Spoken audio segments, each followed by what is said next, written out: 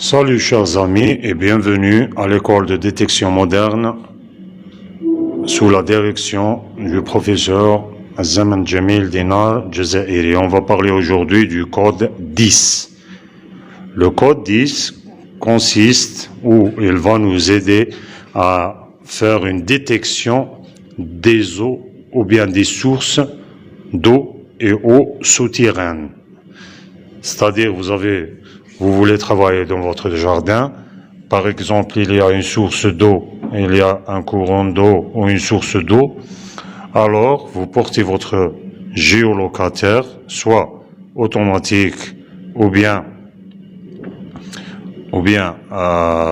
simple. Dans le cas du géolocateur simple, on va frapper 10 fois.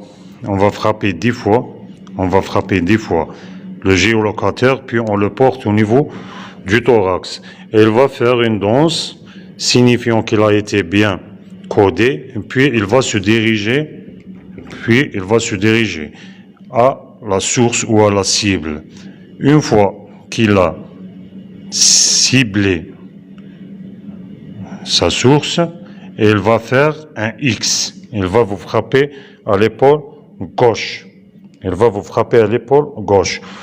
À cet instant, on va le porter au niveau de la tête.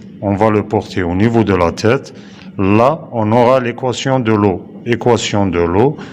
Source d'eau, c'est séquence 2. Elle va tourner séquence 2 dans un sens, puis séquence 2 dans un autre sens, puis 1, puis 1. Et là, vous êtes bien sur une source d'eau. Si vous travaillez avec un géolocateur automatique, c'est simple. On prend ce géolocateur simple et on lui ajoute des aimants. C'est bon? Là, vous n'avez pas besoin de tapoter, vous portez directement votre géolocateur et il va faire une danse, puis elle va vous guider jusqu'à la cible. Et en le portant au niveau de la tête, il va nous donner l'équation secondaire. Alors, en résumé, pour détecter des zones souterraines,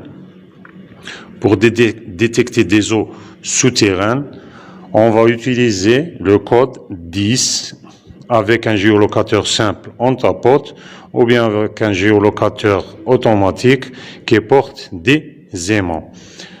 On le porte, elle va nous prendre jusqu'à la cible, et là, elle va nous donner une équation.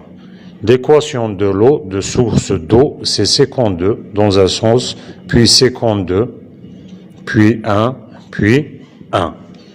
Et là, vous avez votre source d'eau souterraine. Merci, bonne continuation et au prochain cours.